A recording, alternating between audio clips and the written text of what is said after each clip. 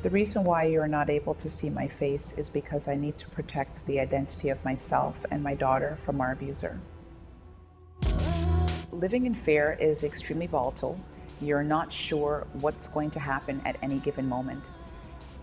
For example, you could have a good day at work and you're extremely pleased with the day, and you walk through the door and all of a sudden this person is yelling at you. And then comes the fear, well, what are they going to do? Am I going to get hit tonight?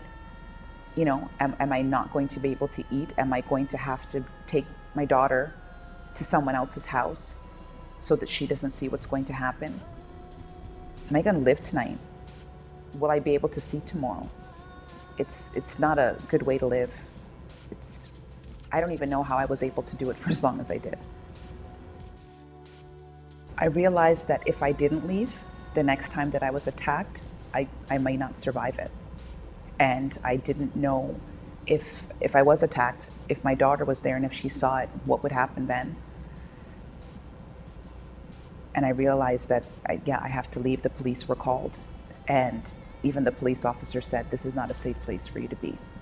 And you really need to go someplace else. They didn't say a shelter, but I knew that I had nowhere else to go. But it was hard to leave. Be left with pretty much with nothing. And leaving our home and having to live in a shelter, it was humiliating in a way. I felt inept as a mother, like I had failed her on some level. And it was really hard to deal with emotionally. Not so much with the comforts that I was losing, but just not feeling good as a mother and as a person. Like I really just made a series of very bad choices that ultimately affected her. While I was in the shelter, one of the caseworkers had mentioned to me that there was a program that I might be interested in. It was called Homeward.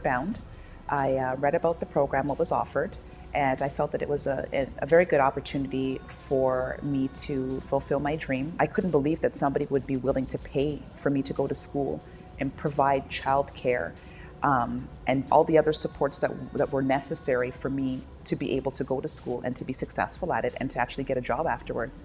It seemed like it was too good to be true.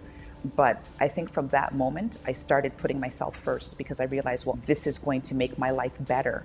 And I think I deserve a better life. It's important for women to have access to a program like Homeward Bound, especially if they're coming from the shelter system, because a woman entering a shelter does not have the supports in place that she would need to be able to take care of her family. She does not have affordable housing, she does not have childcare, and she doesn't have an education. Without those three things in place, it's very difficult to be able to take care of your family without entering the system on a revolving door basis. It's about self-sufficiency, and that is what the Homeward Bound program provides to single mothers.